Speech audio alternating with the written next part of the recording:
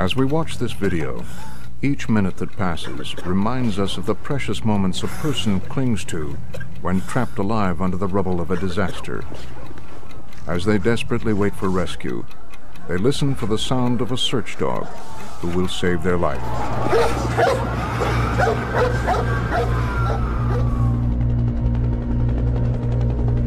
On January 12, 2010, a magnitude 7.0 earthquake hit Haiti, destroying most of Port-au-Prince and many surrounding communities. 7 canine disaster search teams trained by the Search Dog Foundation were called into action. The teams were airlifted into the disaster zone on a C-17 military cargo plane as part of the 72-member California Task Force 2. Soon after landing, the teams began identifying buildings with a high probability of survivors, and the dogs started combing the wreckage. The highly specialized search skills of every dog and handler were put to the ultimate test. So they're bringing in one of the dogs to see if the dog will pick up a scent. Jasmine Seguar's dog is named Maverick, specially trained to pick up the smell of a living human trapped in debris.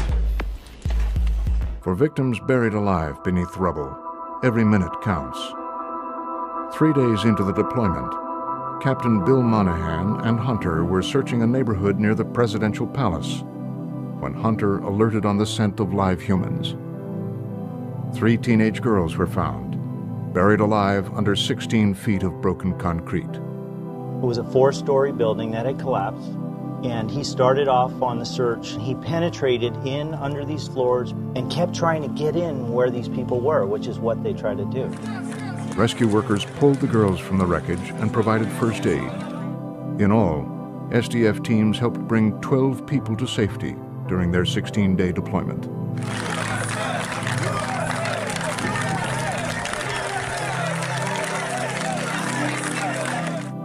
The deployment marked a milestone for canine disaster search, with the greatest number of live finds ever made by American search teams.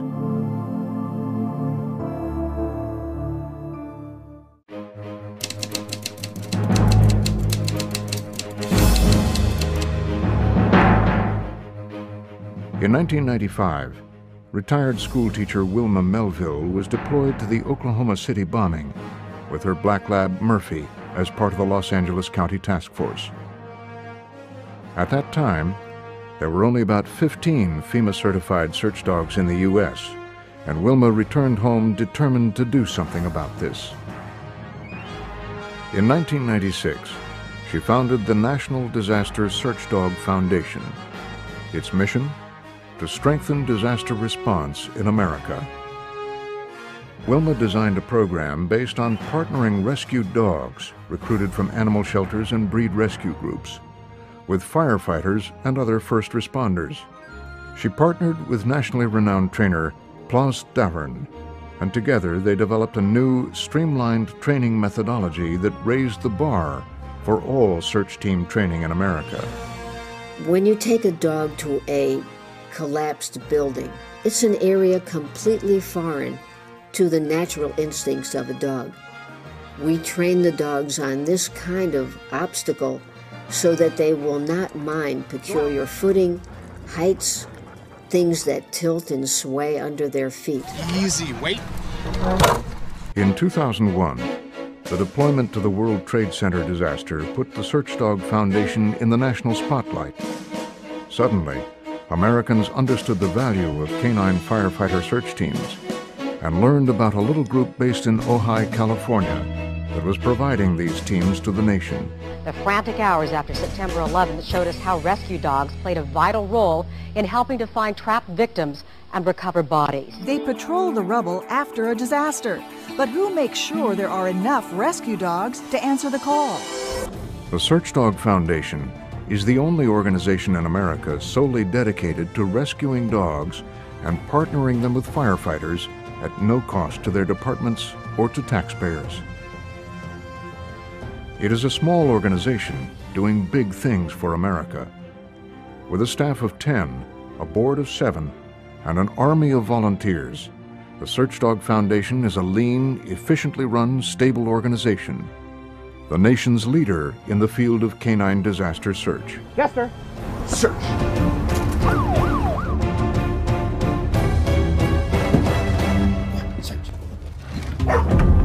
We got an alert. Now, the search teams need a home.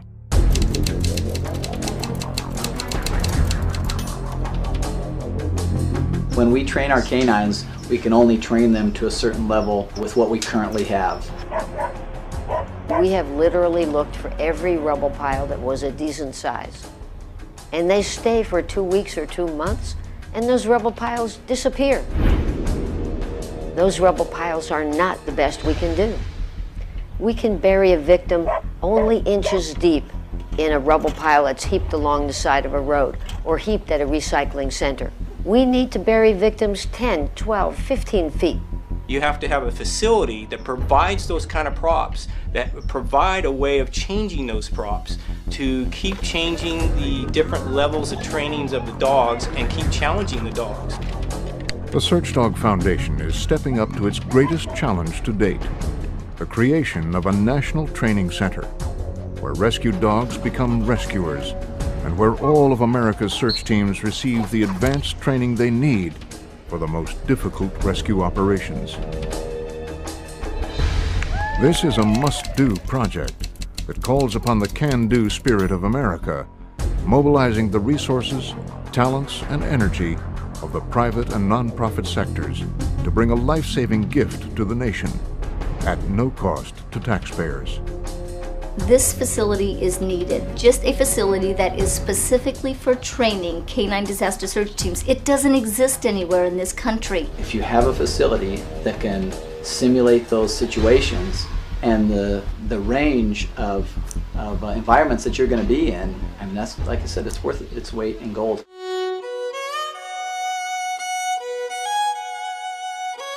We have the land, 125 acres in the foothills of Santa Paula, California, 90 minutes north of Los Angeles, a historic ranch site donated by the Frank McGrath Jr. family, one of Ventura County's pioneer farming families. We have the plan, a facility with excellent kennels and disaster simulation props found nowhere else in the country.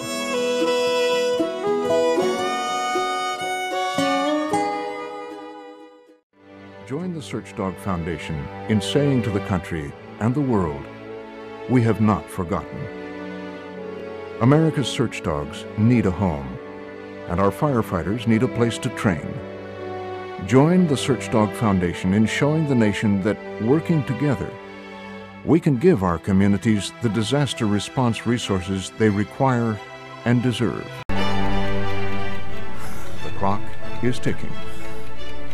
Please help complete this historic project and give the search teams their home.